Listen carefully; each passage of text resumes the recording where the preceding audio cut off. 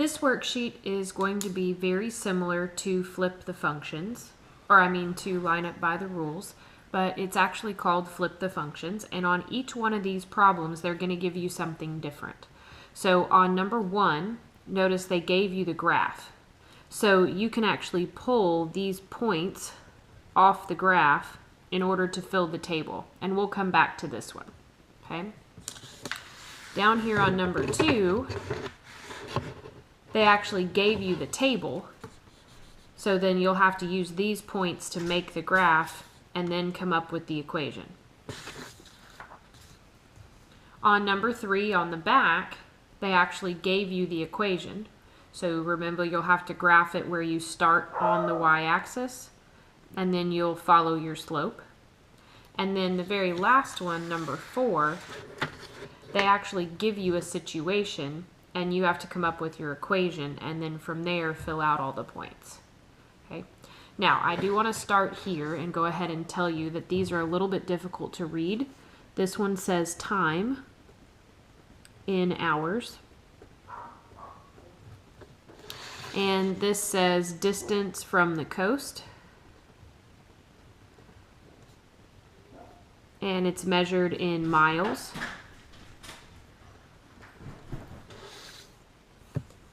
And then this one up here, this says number of gigs.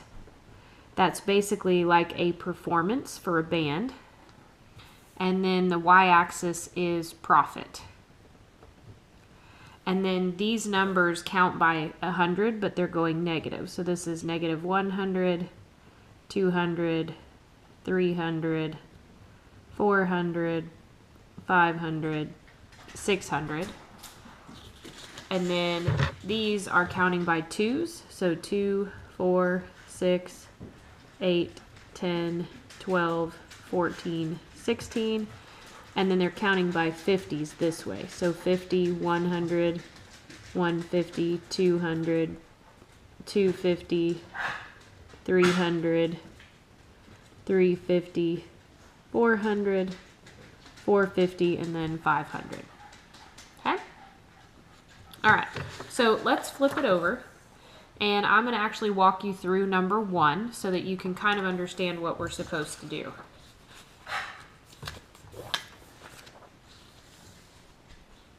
So as I said, the very first thing that we want to do is try to fill out the table. And in order to answer all of the meanings, we're going to need to know what is x and what is y. So if I look at x and I look at the x-axis, notice it says minutes on the cell phone. So this is going to be our minutes. And then the y-axis says total cost. So this is going to be our cost. And you're going to want to know that it's measured in dollars. So now, if you've noticed, I went ahead and put some of these points on here. And we need to pick 4 of them to put in our table. So I'm just going to start at the beginning. This would be 0 on the x, 25 on the y. So this would be 0, 25. And then the next point would be 150. And then the next point is 275. And then the last point would be 300, 100. Now, you could have picked any points that were on this graph and it wouldn't be wrong. I just started from left to right. So now we need to find the function. Well, we know to find the function, that's y equals mx plus b. So we need to find the slope and we need to find the y-intercept. Well, the y-intercept should be pretty easy. If I go and look at the graph, it crosses the y-axis at 25. And I can look in the table, 0 for x and 25 for y is my y-intercept. So then the next question is slope, which is also over here. And again, this is our m, and this is our b. So we just said the y-intercept was 0, 25, because we saw it on the graph. But now we need to find slope. Well, we know 2 ways to do that. We could do rise over run, and we could count it from the graph. So if I do that, rise versus run, My rise goes from 25 up to 50. So that's going to be up 25, so that's positive. And then I go over 1, but it's not 1, it's actually over 100 because we're counting by hundreds. So then if I put that in my calculator, 25 divided by 100, that should reduce down to 1/4. So again, one way to find that is by actually counting the rise versus the run. The other way, remember, is to use your slope formula. And this may be easier if you don't want to have to worry about how far up and over what they're counting by. So I could pick any 2 points in the table, so I'm just going to use these last two. And I'm going to do y minus y over x minus x, just like we did in that investigating slope lab. So 100 minus 75, because that's my y1 minus, or y2 minus y1. And then x2 minus x1 would be 300 minus 200. Well, if I do that, I still end up getting 25 over 100, which would be 1/4. So my slope is 1/4. So now I'm ready to write my function, y equals m, which is 1/4, x, and then plus my b value, which is 25. Good. So now let's talk about all of these meaning. Like, what do these things represent in this problem?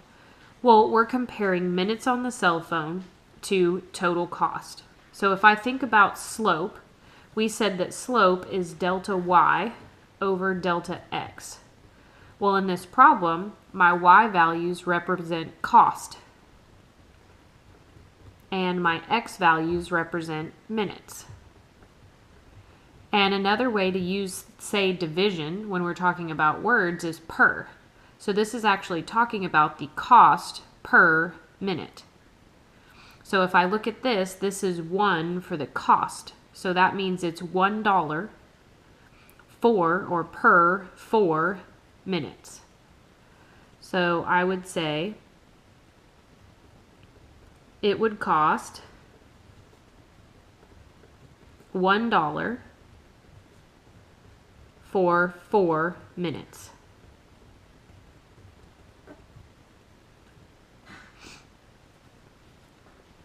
So then we go down here to the y-intercept, and we're talking about meaning.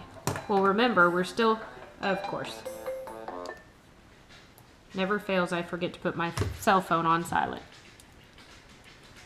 So when we're trying to translate this, 0, 25, remember this represents x, and this represents y. So this is x, which up here represents minutes, and then this is y, which represents cost.